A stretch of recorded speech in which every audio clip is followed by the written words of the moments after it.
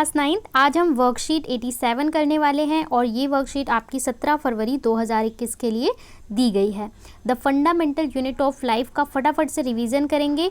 तो यहाँ पे कुछ आपको सेल ऑर्गेनेली के बारे में दिया हुआ है। सबसे पहले सेल जो होता है ये हमारा सेल होता है। इसका जो मेन पार्ट होता है ये क्या होता है सेंटर में, इसको हम कहते हैं न्यूक्लियस। इसके अलावा यहाँ पे एक लिक्विड भरा होता है जिसको हम साइटोप्लाज्म कहते हैं और इसके अंदर हमारी बहुत सारी ऑर्गेनेली होती हैं जो डिफरेंट फंक्शंस परफॉर्म करती हैं, उन्हें हम सेल ऑर्गेनेली कहते हैं। इस न्यूक्लियस के अंदर जो ये न्यूक्लियस होता है इसके अंदर हमारे कुछ चीज़ें होती हैं जिसको हम बोलते हैं डीएनए, आरएनए, ठीक है, जेनेटिक मटेरियल। तो अब देख लेते हैं न्यूक्लियस के बारे में। It controls many functions inside the cell. जो हमारा न्यूक्लियस होता है वो सेल के अंदर बहुत सारे फंक्शंस को परफॉर्म करता है, like genetic structure, cell division, cell growth, protein enzyme synthesis, यानी सेल के अंदर protein formation, cell growth, cell division. इसके अलावा जेनेटिक स्ट्रक्चर यानी जेनेटिक फीचर भी जो ट्रांसमिट होते हैं वो डीएनए से होते हैं और वो हमारा न्यूक्लियस में होता है। स्टोरेज ऑफ डीएनए जिसे हम डीऑक्सीराइबोन्यूक्लिक एसिड कहते हैं, RNA and production of ribosome in a cell. It contain chromatin material made up of DNA. इसके अलावा ये क्रोमेटिन मटेरियल जो डीएनए क्रोमोसोम से बना होता है, ठीक है, जो डीएनए होता है वो हमारा डबल स्टैंडर्ड इस तरीके से होता है। And protein which stores transmits heredity material. और जो डीएनए है हमारा, डीएनए में ही यहाँ पे कुछ कोडिंग होती है, कोड डिकोड होता है जिससे फीचर्स ट्रांसमिट होते हैं पेरेंट टू जो न्यू ऑफस्प्रिंग्स है उसमें। इसके बाद एंडोप्लाज्मिक रेटिकुलम। एंडोप्लाज्मिक रेटिकुलम के बारे में हमने इस चैप्टर को जब पढ़ा तो बहुत डिटेल में पढ़ा था। It is a network of membrane bound tubular and sheets present in a cytoplasm. Endoplasmic reticulum क्या होता है, मेम्ब्रेन बाउंड ट्यूबुलर होता है, मेम्ब्रेन बाउंड ट्यूब्स की तरह इसका स्ट्रक्चर होता है। Its main function is transporting material between region of cytoplasm and nucleus. देखिए जो हमारा सेल है, सेल के अंदर यहाँ न्यूक्लियस में और साइटोप्लाज्म में यहाँ कंटेंट चीज़ों का एक्सचेंज करने का काम करता है। इसके अलावा ये सिंथेसिस करता है, क्या क्या बनाता है, फैट बनाता है, प्रोटीन बनाता है, कोलेस्ट्रॉल एक्सेट्रा।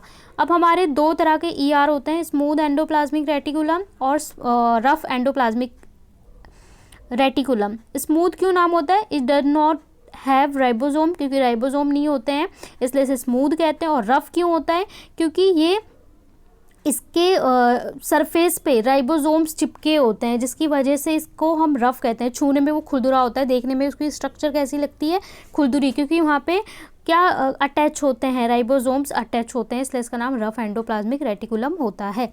इसके बाद गोल्गी अपरेटस की बात करें तो भाई जो गोल्गी है उसका क्या फंक्शन होता है, it also a cell organelle. It consist of a system of membrane bound fluid filled vessels arranged parallel to each other. एक दूसरे के पैरेलल होते हैं vessels.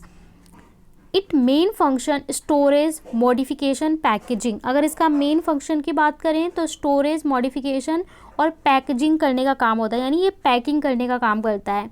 And secretion of production in vessel. They are also involve synthesis of lysosome, cell wall, plasma membrane etcetera. तो इसके synthesis में भी ये हेल्प करता है गोल्गी अपरेटस। अब आपके लिए क्वेश्चंस हैं, देख लीजिए। Question 1 to 4 now check yourself में आपको यहाँ पे 4 क्वेश्चंस दिए हुए हैं।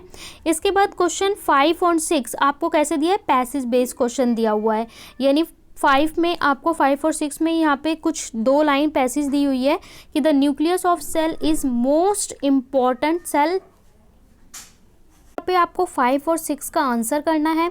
और क्वेश्चन 7 एंड 8 अगेन आपके assertion and reason type questions हैं। तो चलिए सॉल्यूशंस देख लेते हैं हम सभी क्वेश्चंस का।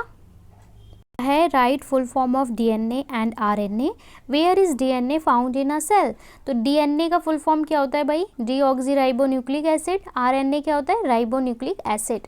और डीएनए कहाँ पाया जाता है, DNA found in the cell's nucleus. Cell के न्यूक्लियस में पाया जाता है।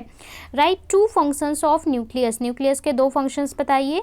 The nucleus control regulate the activity of cell. Cell की बहुत सारी एक्टिविटी को रेगुलेट करता है जैसे growth and metabolism. And carries the gene structure that contain the heredity and information. इसके अलावा आपकी हेरिडिटी इंफॉर्मेशन को कंटेन करता है, यानी कि डीएनए और आरएनए को, जिससे हेरिडिटी चलती है पेरेंट टू न्यू ऑफस्प्रिंग्स में। नेक्स्ट क्वेश्चन नंबर 3 में बोला है how is rough ER different from smooth ER. तो it does not have ribosome, किसकी बात कर रहे हैं, स्मूथ की बात कर रहे हैं। Is mainly made up of tubules, और अगर रफ की बात करें it made of cisternae and vessels and the ribosome on the surface. That's why it's called rough endoplasmic reticulum. What are the function of Golgi apparatus? Its main function is storage, modification, packaging and secretion of products in vessels. तो ये आपका question number 4 का correct answer हो जाता है। Question 5 में आपसे बोला है which part of cell is responsible for the transfer of characteristic from parent to offspring. भाई पेरेंट्स ऑफस्प्रिंग में किससे जाता है, through DNA, deoxyribonucleic acid. Where is gene located in a cell, gene कहाँ पे होता है, gene are located in the chromosome in the nucleus of the cell. Chromosome में, न्यूक्लियस में होता है हमारा जीन। क्वेश्चन 7 और 8 आपका असर्शन एंड रीजन है। तो यहाँ पे कहा गया है nucleus control all the function of the cell. बोल रहा है ऑल द फंक्शन, क्या सभी फंक्शंस को न्यूक्लियस कंट्रोल करता है, नहीं, मैक्सिमम फंक्शन को, मैक्सिमम, या फिर आपको क्वेश्चन जगह पे लिखा हुआ मिलेगा मोस्ट ऑफ, ज़्यादातर फंक्शंस को न्यूक्लियस कंट्रोल करता है सेल के। बट ऐसा नहीं है कि सेल का सब कुछ न्यूक्लियस करता है, फिर बाकी लोग क्या करेंगे, बाकी सेल ऑर्गेनेली क्या करेंगी। तो यहाँ पे जो ए है वो रॉन्ग है और न्यूक्लियस कंटेन डीएनए ये राइट है। तो A is false but R is true. 8 में बोला है endoplasmic reticulum is responsible for the formation of cell membrane. Endoplasmic reticulum cell membrane बनाता है, सही बात है, क्योंकि जो ईआर है वो फॉर्मेशन करता है लिपिड्स का, लिपिड और प्रोटीन का, और लिपिड और प्रोटीन से ही सेल मेम्ब्रेन भी बनती है, सिंथेसिस होती है। तो ये सही बात है। Endoplasmic reticulum synthesis protein and lipids, ये भी सही बात है। तो both A and R true, R is correct explanation of A, इसका करेक्ट आंसर होगा। ठीक है, समझ गए क्वेश्चन 8 में। तो यहाँ पे कंप्लीट होती है हमारी वर्कशीट 87। आई होप आपको समझ में आ गई होगी। अगर समझ में आई है तो वीडियो को लाइक ज़रूर किया करें, वीडियो को लाइक ज़रूर किया करें, क्योंकि लाइक से मोटिवेशन मिलता है। साथ में शेयर करें और चैनल को सब्सक्राइब तो ज़रूर कर लें अगर आपने अब तक नहीं किया है। और सभी सॉल्यूशन आपको टेलीग्राम पे भी दे दिए जाते हैं, उसका लिंक आपको डिस्क्रिप्शन में मिल जाएगा।